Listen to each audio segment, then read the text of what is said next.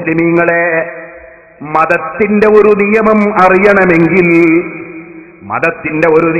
അറിയണമെങ്കിൽ അതിനെന്താണ് പ്രമാണം? ഏതെങ്കിലും ഒരു മൗലവി ഖുർആൻ ഓതിയിട്ട് കള്ളം പറഞ്ഞ പ്രമാണമാണോ? ഏതെങ്കിലും ഒരു മൗലവി ഖുർആൻ ഓതി ദുർവ്യാഖ്യാനം ചെയ്ത പ്രമാണമാണോ?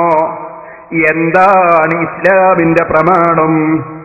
അതിന് രണ്ട് മാർഗമാണ് നമുക്ക് മതത്തിന്റെ നിയമം അറിയാൻ അല്ലാഹു വെച്ചിട്ടുള്ളത്. അത് പ്രകൃതി നിയമമായി അല്ല വെച്ചതാണ് കേട്ടോ. അതെന്താണ്? ഏത് വിഷയത്തിലും അങ്ങനെയാണ്. ഒന്ന് സ്വന്തമായി തന്നെ പഠിച്ച് അറിഞ്ഞ് അതാധ്വാനിച്ച് മനസ്സിലാക്കാൻ ബുദ്ധിയുണ്ടെങ്കിൽ മനസ്സിലാക്കുക എന്നതാണ്. അങ്ങനെ മനസ്സിലായ ആളാണ് ഇമാം ശാഫിഈ റളിയല്ലാഹു അൻഹു, ഇമാം അബൂ ഹനീഫ റളിയല്ലാഹു അൻഹു, ഇമാം മാലിക് റളിയല്ലാഹു അൻഹു, ഇമാം അഹ്മദ് ഇബ്നു ഹംബൽ റളിയല്ലാഹു അൻഹു. അവരെല്ലാം അധ്വാനിച്ച് മനസ്സിലാക്കിയ മഹാന്മാരാണ്. അതിന് മാത്രമുള്ള ബുദ്ധിയും അല്ലാഹു അവർക്ക് കൊടുത്തിരുന്നു. ചെറിയ ബുദ്ധിയല്ല, അവരുടെ അപാരമായ ബുദ്ധി. അത് ഈ പറയുന്ന നമുക്കൊന്നും കിട്ടിയിട്ടില്ല, കിട്ടുമെന്ന് പ്രതീക്ഷിക്കേണ്ടതും ഇല്ല. അല്ലാഹു തആല 3 നൂറ്റാണ്ടിൽ ജീവിച്ചിരുന്ന മഹാന്മാരെ തെരഞ്ഞെടുത്തതാണ്. അവര് 4 മദ്ഹബിന്റെ ഇമാമുകളും 3 നൂറ്റാണ്ടിൽ ജീവിച്ചവരാണ്. അത് ഖൈറുൽ ഖുറൂൻ, ഏറ്റവും ഉത്തമമായ നൂറ്റാണ്ടെന്ന് നബി സല്ലല്ലാഹു അലൈഹി വസല്ലം തങ്ങൾ പറഞ്ഞ നൂറ്റാണ്ടിലാണ് അവരുടെ ജീവിതം തന്നെ. അതിന്റെ പുറമെ അഗാധമായ പാണ്ഡിത്യമാണ് അവർക്ക്. ആ പാണ്ഡിത്യം അറബി ഭാഷയിലുണ്ട്, ഖുർആനിലും സുന്നത്തിലുമുണ്ട്. മഹാന്മാരായ സഹാബത്തിന്റെ തീരുമാനങ്ങളെ കുറിച്ച് വിശദമായ അറിവുണ്ട്, താബിഈങ്ങളുടെ വിധികളെ കുറിച്ച് അറിവുണ്ട്. അങ്ങനെ അവരുടെ മുൻഗാമികൾ അറിവ് മുഴുവനും സമാഹരിച്ച് ഖുർആൻ ഹദീസിന്റെ ഭാഷ വിശദമായി വിശാലമായി പഠിച്ച് എല്ലാം തികഞ്ഞ മഹാന്മാർ. അതാണ് ലോകം അംഗീകരിച്ച 4 മദ്ഹബിന്റെ ഇമാമുകൾ. അവർ മുജ്തഹിദുകളാണ്. സ്വന്തമായി തന്നെ നിയമം ഖുർആനിൽ നിന്നും ഹദീസിൽ നിന്നും കണ്ടെത്തി പറയാൻ കഴിയുന്നവരാണ്. മുസ്ലിമീങ്ങളെ, നിങ്ങൾ മനസ്സിലാക്കണം, അത് ഒരു വിഭാഗം. അവർക്കിടയിൽ അഭിപ്രായ വ്യത്യാസമില്ല, അവർക്കിടയിൽ അഭിപ്രായ ഐക്യമാണ്. എന്താണ് ഞാൻ പറഞ്ഞതിന്റെ അർത്ഥം? മുതഅല്ലിമീങ്ങൾ ശരിക്കും മനസ്സിലാക്കണം. അഭിപ്രായ വ്യത്യാസം ഒന്ന് വേറെ, അഭിപ്രായ ഐക്യം ഒന്ന് വേറെ. നിങ്ങൾ നോക്കൂ, ഈ അടുത്ത് തെരഞ്ഞെടുപ്പ് നടന്നപ്പോൾ ഇവിടെ UDFന്റെ ആളുകളും LDFന്റെ ആളുകളും വേറെ പാർട്ടിക്കാരും മത്സരിച്ചു. അവർ തമ്മിൽ അഭിപ്രായ വ്യത്യാസം ഉണ്ട്. അതുകൊണ്ട് തന്നെ ഒരു കക്ഷി മറ്റേ കക്ഷിയെ ആക്ഷേപിക്കുകയാണ്.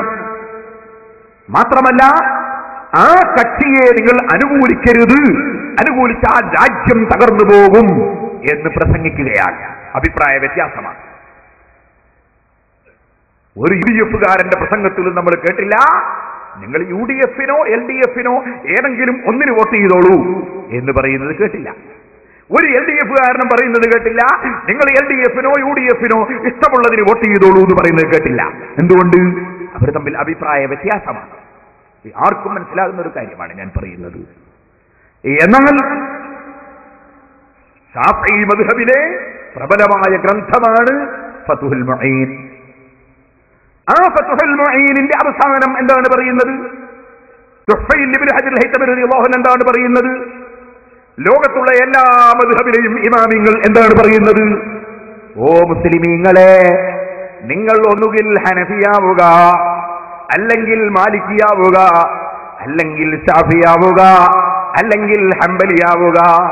നിങ്ങൾ 4ൽ ഏതെങ്കിലും ഒരു മദ്ഹബ് സ്വീകരിക്കണം. ഞങ്ങളതേ സ്വീകരിക്കാൻ പറ്റൂ, മറ്റത് തള്ളണം എന്നല്ല, മറ്റതിലുള്ളവർ നരകത്തിലാണെന്നല്ല, മറ്റവര് മുശ്രിക്കീങ്ങളാണെന്നല്ല, അവര് പേച്ചുപോയവരാണെന്നല്ല. 4 മദ്ഹബും പരസ്പരം ബഹുമാനിക്കുന്നു, പരസ്പരം ആദരിക്കുന്നു, പരസ്പരം അംഗീകരിക്കുന്നു. അഭിപ്രായ വ്യത്യാസമില്ല, അഭിപ്രായ ഐക്യമാണ്. ഇത് ഇസ്ലാമിനുള്ള 4 വീക്ഷണമാണ്, 4 കണ്ടെത്തലുകളാണ്. 4ഉം ഇസ്ലാമാണ്, 4ഉം ഇസ്ലാമാണ്. ഒന്നും ഇസ്ലാമിന് പുറത്തല്ല, ഒന്നും പ്രമാണത്തിന് പുറത്തല്ല, എല്ലാം സത്യമാണ്. 4ലേത് സ്വീകരിച്ചാലും വിജയിയാണ്.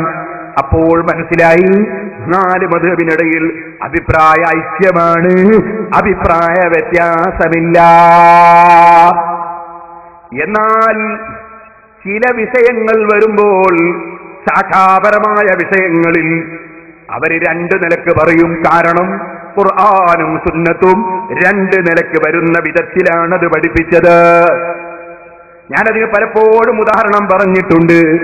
ഒരു ചെറിയ ഉദാഹരണം ഒന്നുകൂടി അത് കേൾക്കാത്തവർക്ക് വേണ്ടി പറയുന്നു.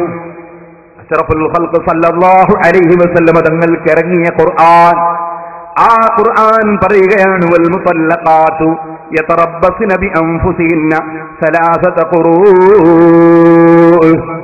വിവാഹമോചനം നടത്തപ്പെട്ട സ്ത്രീകൾ അവര് മറ്റൊരു വിവാഹം കഴിക്കണമെങ്കിൽ 3 ഖർഉകൾ കാത്തിരിക്കണം. ഖർഉ എന്നതിന് അറബി ഭാഷയിൽ മെൻസസ് എന്ന് വ്യാഖ്യാനമുണ്ട്. മെൻസസിനിടക്കുള്ള ശുദ്ധി എന്നും അർത്ഥമുണ്ട്. നിങ്ങൾ മനസ്സിലാക്കുക, അപ്പൊ ഖുർആൻ 2 അർത്ഥവും വരുന്ന വിധത്തിലാണ് ഇത് പറഞ്ഞത്. അപ്പോൾ അവിടെ 2 മദ്ഹബുണ്ടായി. ഒരു മദ്ഹബ് ഹനഫി മദ്ഹബാണ്, മറ്റൊരു മദ്ഹബ് ശാഫിഈ മദ്ഹബാണ്. എന്താണത് പറയുന്നത്? ഹനഫി മദ്ഹബ് പറയുന്നു, അതേ വിവാഹമോചനം നടത്തപ്പെട്ട സ്ത്രീ മറ്റൊരു വിവാഹം കഴിയണമെങ്കിൽ 3 മെൻസസ് കഴിയണം. ശാഫിഈ മദ്ഹബ് പറയുന്നു 3 മെൻസസിനിടക്കുള്ള ശുദ്ധി കഴിയണം. മെൻസസ് അല്ല, ശുദ്ധി കഴിയണം. ഈ 2 മദ്ഹബും സത്യമാണ്, ഖുർആനിനോട് യോജിക്കുന്നതാണ്. ഇമാം ശാഫിഈക്ക് പേച്ചിട്ടില്ല, തെറ്റിയിട്ടില്ല. അബൂ ഹനീഫ തങ്ങൾക്ക് പേച്ചിട്ടില്ല, തെറ്റിയിട്ടില്ല. എന്നാൽ ഇവർക്ക് ഈ വിഷയം എങ്ങനെ കിട്ടി? അത് സഹാബത്തിൽ നിന്ന് പകർത്തിയതാണ്. മദ്ഹബുകളെല്ലാം സഹാബത്തിൽ നിന്നും താബീങ്ങളിൽ നിന്നും പകർത്തിയതാണ്. സഹാബികളെ കൂട്ടത്തിൽ 2 മഹാന്മാർ, ഒന്ന് സയ്യിദുന അബൂബക്കർ സിദ്ദീഖ്, ഒന്ന് സയ്യിദത്തുന ബീബി ആയിഷ. ഒന്ന് ബാപ്പയാണ്, ഒന്ന് മകളാണ്. ഒന്ന് നബി സല്ലല്ലാഹു അലൈഹി വസല്ലം തങ്ങളുടെ അമ്മോശനാണ്, മറ്റൊന്ന് അല്ലാഹുവിന്റെ റസൂലിന്റെ പ്രിയപ്പെട്ട ഭാര്യയാണ്. ഇവർക്കിടയിലും ഇതേ മദ്ഹബ് കാണാം. മഹാനായ സിദ്ദീഖ് റളിയല്ലാഹു അൻഹു പറഞ്ഞു, വിവാഹമോചനം നടത്തപ്പെട്ട സ്ത്രീ അവൾക്ക് ഒരു വിവാഹം നടത്തണമെങ്കിൽ 3 മെൻസസ് കഴിയണം. മഹാനായ സിദ്ദീഖുൽ അക്ബർ റളിയല്ലാഹു അൻഹു മദ്ഹബാണത്. മഹാനായ മഹദിയായ ബീവി ആയിഷ ബീവി റളിയല്ലാഹു അൻഹ പറഞ്ഞു, ആയിഷ ബീവി റളിയല്ലാഹു അൻഹ പറഞ്ഞു, 2 മെൻസസിനുള്ള ശുദ്ധി, അതാണ് ഇവിടെ ഉദ്ദേശം. അതുകൊണ്ട് വിവാഹമോചനം നടത്തപ്പെട്ട സ്ത്രീ ഇനിയൊരു വിവാഹം നടക്കണമെങ്കിൽ 3 ശുദ്ധി കഴിയണം. ഇനി മുസ്ലിമീങ്ങളോട് ചോദിക്കട്ടെ, മഹദിയായ ആയിഷ ബീവിയും സിദ്ദീഖ് റളിയല്ലാഹു അൻഹുവും തമ്മിൽ അഭിപ്രായ വ്യത്യാസമുണ്ടോ? എന്താണ് 3 ശുദ്ധി കഴിയണമെന്ന് ആയിഷ ബീവി, 3 മെൻസസ് കഴിയണമെന്ന് സിദ്ദീഖുൽ അക്ബർ റളിയല്ലാഹു അൻഹു? ചോദിക്കട്ടെ, ഇവര് തമ്മിൽ അഭിപ്രായ വ്യത്യാസമുണ്ടോ?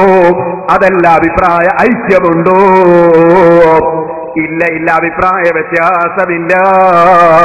അവര് ഖുർആൻ അവരവർക്ക് മനസ്സിലായതുപോലെ അർഹതയുള്ളതോടുകൂടി വ്യാഖ്യാനിക്കുകയാണ്, നിയമം പറയുകയാണ്.